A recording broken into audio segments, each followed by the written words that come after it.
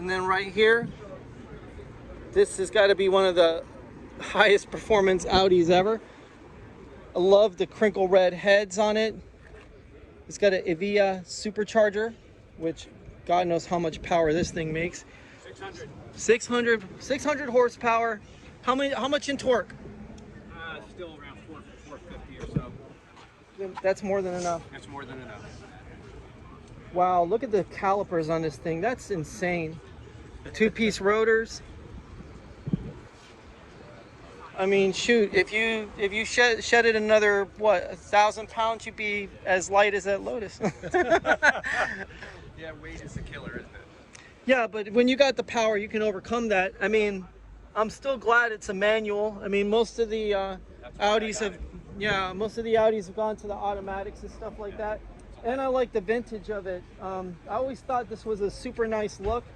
The gills at the front, I mean, that offers a real distinct performance advantage. I mean, obviously, you know, you could do brake ventilation, all sorts of cool stuff. I mean, with the V8, does it have that timing chain issue that some of these Audis come with, or? This is the same V8 that was in the R8. Oh, okay. So it was really robust and it's fairly reliable. Very, very reliable, and you know, by a very, very, very good candidate for modifications and upgrading, because it was built like a tank. Yeah, well, that's kind of what you want, is the tank-like built Audis, because the thing is that most of those are coming from Germany. They're not necessarily built, you know, in America like some of the Volkswagens are today. Yep. So, I mean, just keeping these kind of cars, you know, as mint as like this thing's mint. But what do you do for your business? It's restoration, preservation, and mentorship. So that means you're actually teaching and building cars at the same time? We're working with local vocational schools and restoration shops, and we're trying to bring the two of them together so that more young people get involved in the restoration industry as a career. Because there's a huge problem right now, I don't know if you're aware of this, but the restoration shops all around the country are having a really hard time finding people to work for them. And so most of them are turning to organizations like the RPM Foundation, who is acting as a sort of an outreach to let the schools know and let the kids know that a career path in the restoration industry can be very, very profitable and very fulfilling. And so that's the message that we're trying to bring out, is to let people know about what we do. We're raising money, we're offering internships, apprenticeships, and scholarships for kids to get into the restoration industry specifically. So every penny that we take in goes directly to students or directly to programs that are geared towards the restoration industry. I mean, that's great, because, you know, Man, it's good again, stuff, when it comes down to it, the one thing you want to do is keep kids out of trouble. And if you can get them into something that is not only a hobby, but something they can actually turn into a business, you know, or work for somebody's business and branch out and become part of an organization, then now, instead of breaking into your house, you know, they're just breaking the speed limit. You know, you're going from a felony to a misdemeanor. So, you know, I'm going to put that into my spiel. But, you know, at the end of the day, most people aren't going to do that. You know, there's racetracks for that the whole thing anyway. But I mean, it gives people skills, and that's the thing. So many people think that the only way to break into any kind of lucrative career is to be a YouTuber, to be on social media. And the thing is that the problem with social media is that it's very limited. There's a 3-arc story to every YouTuber. There's a 3-arc story to every TikToker and everything. And eventually that stuff gets old. It doesn't have a whole lot of staying power. But working on cars, that will always have staying power. And the thing is that a lot of people will say, oh, well, everything's going electric. And you know what? That's just going to be more gas for the enthusiasts to use. So as far as I'm concerned, yeah, so we got this. I'll link this in the description. And what we're going to do is we're going to get you to check this out when you get an opportunity. But yeah, the thing is that even though electric cars might be taking over or might be getting to the point of being the standard car that most people drive, it won't be like that forever, because there will always be internal combustion engines, as long as people appreciate sound. And there's a BMW E30. This is the M3, the classic BMW, and by far the one that almost everybody prefers. We got right here a Stingray C2. I believe this is a 63 to 64 convertible, and gorgeous color, probably Lama blue, but beautiful car. Black interior, ebony as they call it, and these have always had the nicest gauge layout. A lot more information than your previous Corvette, the C1. Displayed so that way you can actually see how many laws you're breaking. But nevertheless, guys, we got this BMW right here, and I really love the look of this one. Gorgeous black metallic paint, carbon fiber wing mirrors.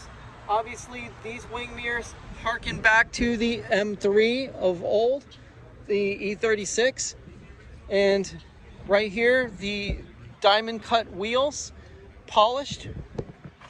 And I believe this is a M340i. So this is an M performance package car. And obviously Byron's Alfa Romeo 4C that you've seen in the previous video on the Germs DNA tribute. Alphas are always welcome on our channel. And the great and legendary Turbo Tom. Don't tell anybody I'm here.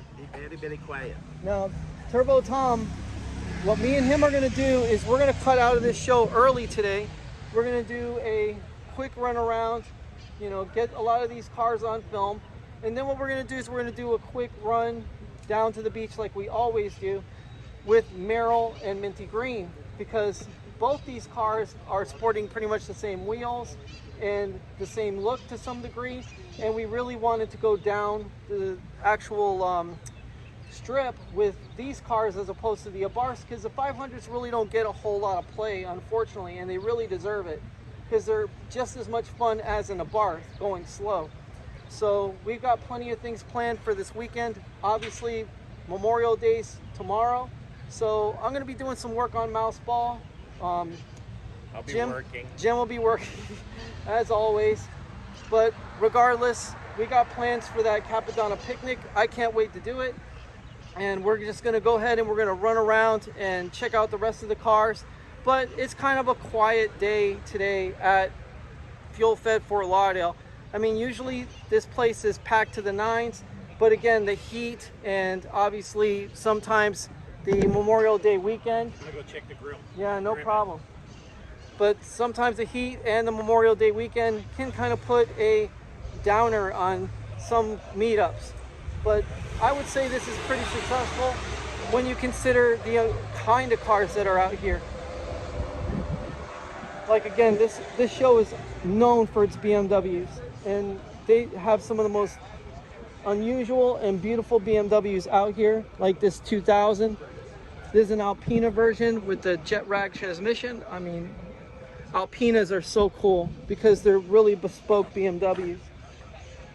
And I mean, just look at the front end on this car. This has the composite lights, and I mean, this car had composite lights before the Ford Taurus had them. So it's way ahead of its time. And this is by far the best car in the show. I've always loved the Aston Healey Sprite. I mean, clamshell, itty bitty little tiny 4-cylinder engine in here. I mean, I don't know if those are Carters or Webers. But regardless, I believe they're side draft carburetors. I mean, just super nice. I mean, it's so Spartan, but I mean, everything about this car is just awesome. I love the green piping. Wow. And I mean, I'm pretty sure it's as light as that Lotus over there. I mean, very few cars match the Lotus in absolute lightness. And then the Triumph right here, beautiful red color. Again, a lot of these British cars go with the clamshell. This one has a 6-cylinder engine, you know, all distributor, which you don't see often anymore. Now, this car is very special. This one right here is a Jensen Interceptor 2. And again, for my good friend Roger Gusty, and all of the AttackMouse Nation up in the UK. This should be an absolute treat. This car made an appearance in the Fast and the Furious as Letty's car, and Letty drove a Jensen Interceptor in the actual show, or movie for that matter, in the actual movie. So just seeing this car right here is pretty awesome. Sorry about messing up the camera angle right there, but we'll see if we cut that out in the editing. But again, just the actual styling of this car, again, it's these European classics, they look amazing. They're such distinct cars. There's not a car here that looks like the others. I mean, to me, the Jensen Interceptor is one of the nicest cars here. And again, it made an appearance in the Fast and the Furious as Letty's car. And that's who she actually, that's the car she actually raced Dominic in. And I mean, yeah, exactly. And it's one of Jeremy Clarkson's favorite cars too, the Jensen Interceptor. And they that one for 42 years. Wow, it looks mint. Yeah, It's the in, interior is original. it's in great condition. I'm glad we run into the actual owners of these cars, because, you know, it's like I've already run into 3 owners of these cars. You know, whether it's that Lotus over there, the Audi over there, and being able to talk to the owners and see how passionate they are about these cars. Because I mean, the Interceptor, it's got a reputation all its own, and there's a huge fan base behind it. And you know, a lot of the younger kids, like the millennials and the Zoomers, don't even know a car like that exists. If you drove this car down the road, it would break every neck. Well, I tell you, I've had that one for 42 years. I've driven it 150,000 miles. I've never seen another one on the road. Yeah, no, it's rarer than most Ferraris. And I mean, that's the thing. These days, when you have nothing but Ferraris and Lambos, and I mean McLarens, to the point where they're actually as, you know, common as a Camry, you know, seeing an Interceptor like that. And I mean, these cars were really powerful too. They had a big beefy V8 under the hood. The Chrysler 383s are 440s. Oh, okay, awesome. Yeah, so basically they had the same engines that the Allards had in them. If I This is remember actually the same engine as the Dodge Chargers. Yeah, well, I mean, I'm talking about as far as a British car having a Chrysler engine. Yeah. The Allards were also a British make, and they supported the 440s and 383s and There was everything. a lot of that going on. So, do you think somebody would ever put a 426 Hemi in one of these cars? They never did. They never made a manual. They were way ahead of their time. In 1969, they came out with the FF version, which was full-time four-wheel drive and anti-lock brakes. Now that was 15 years before the Audi Quattro showed up. I mean, so they were really ahead of their time, completely undercapitalized, and therefore that's why they're in the history books. But that one's missing the bumper. You know, it got damaged on the way down here from the transport. It actually looks pretty clean without the bumper. Yeah, believe it or not. Letty's car was, they had like 5 of them that they used, and they stripped the bumpers off of them. Yeah, well, I mean, because a lot of the cars in the Fast and the Furious, they were classic cars that were kind of like Pro Toured out or modernized to where they looked somewhat modern, so that way, you know, the younger kids could relate to the cars. Because you know, modern cars today, I mean, they just have a clean look. There's very little chrome on cars these days. So yeah, no, it does look like the car from the Fast and the Furious. And I mean, it was a fast car. It's one of the cars that literally outcornered everything, you know, on the road. So you know, it's a heavy car. It's almost 5,000 pounds, which is ridiculous. Yeah, it's like but an SUV. But regardless, it's still, I mean, even with that weight and having a poor power to weight ratio, still like a Charger or a Challenger of today, it'll hug the road. I mean, at least until you do something really dumb and ham-fisted in it. But regardless, it's a beautiful car, sir, and thank you for your time. Okay, what's your site? Oh, this YouTube channel called the 2002. That's awesome. It's called Motoring with Mouseball, and Motoring with Mouseball, and Mouseball. it's based off a bark that my girlfriend and I bought, and we named it after a Pokemon of all things. And we did a whole lot of custom modification work to it. and we decided to make a YouTube channel because everybody kind of caught on. On YouTube, I can check it out. Yeah, I'll exactly. check it out tonight.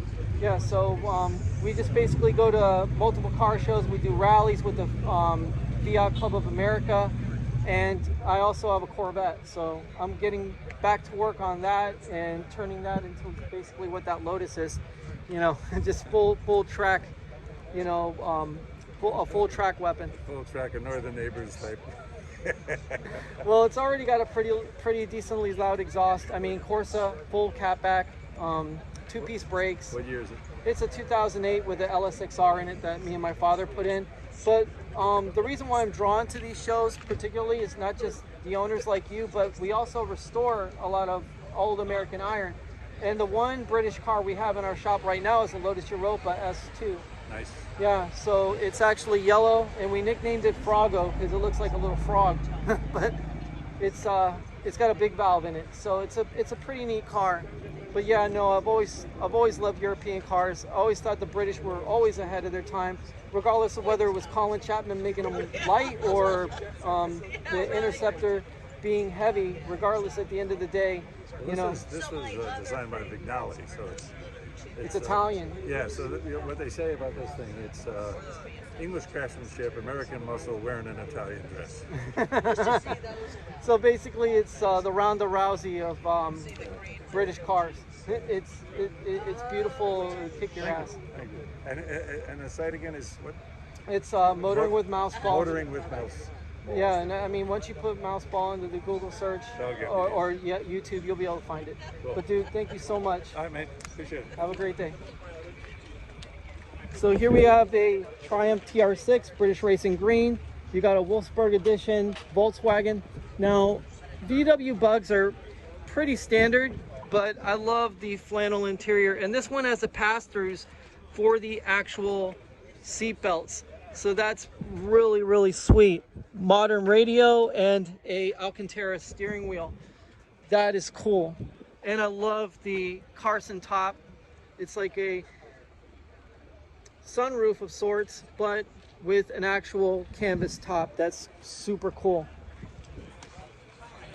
But yeah, guys, I'm gonna go ahead and grab Turbo Tom because I'm gonna show Turbo Tom a Rame Copper Fiat if it's still there.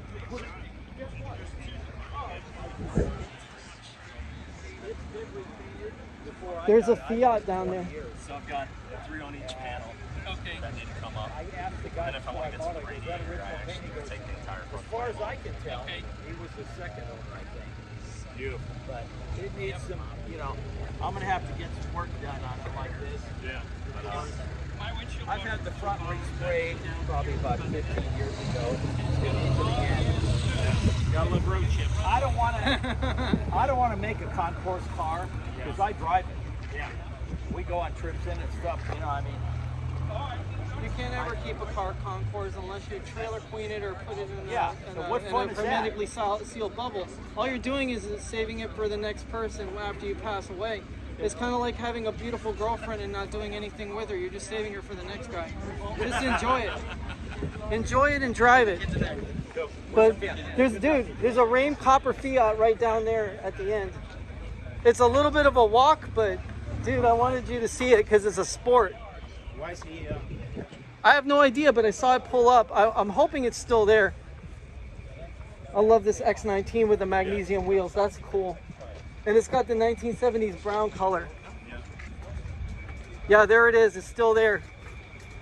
So there's a Rame Copper Sport.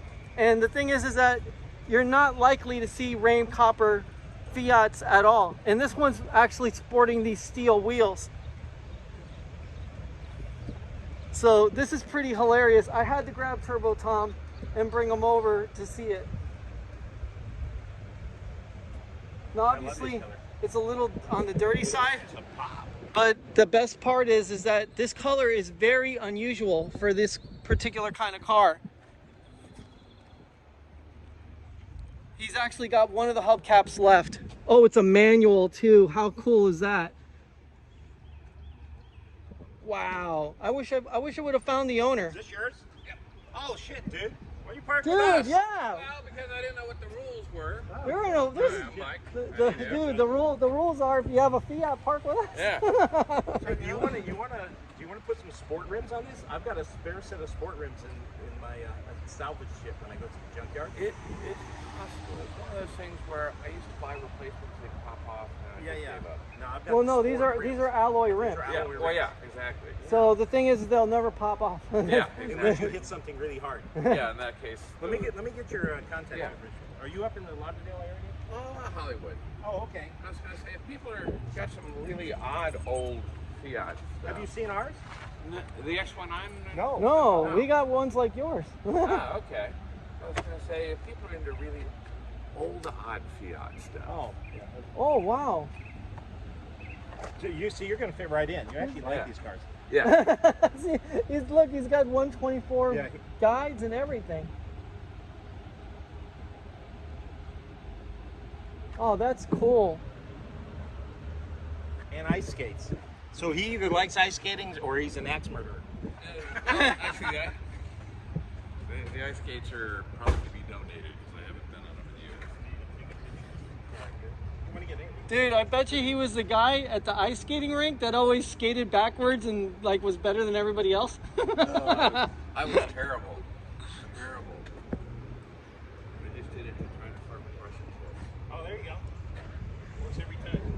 Dude, I love this thing, man. Yeah, call your room. Okay. This copper is the same color as Copperhead's 500T. Rame copper. Not a bad show, guys. We've actually seen some really cool cars. That Porsche GT2 right there, that thing's super sweet. Right here, guys, check this out. We got a Peugeot. And this Peugeot is turbocharged and intercooled S. Super cool car. I mean, it's got a standard look, 505 turbo. Wow, super nice. But the thing is that you don't see cars like that anymore, and they're more unusual every day. And again, with this 911 GT2 turbo with the egg yolk lights, and the funny part is it looks more like the egg yolk on the Porsche 911 lights than ever with the yellow. I mean, that's, I believe, is Laminex that's on top of those lights, and it just looks super cool. But we're gonna take another Fiat owner over to see our cars. And we got our good friend with the Lotus. What's your channel name? Oh, Motoring with Mouseball.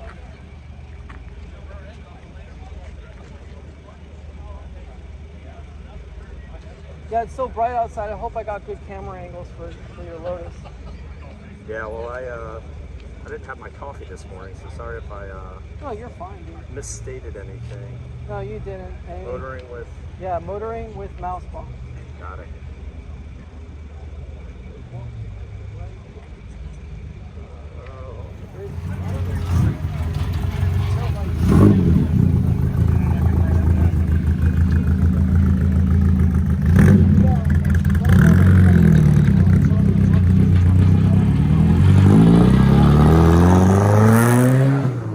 Oh, he sent it. He sent it.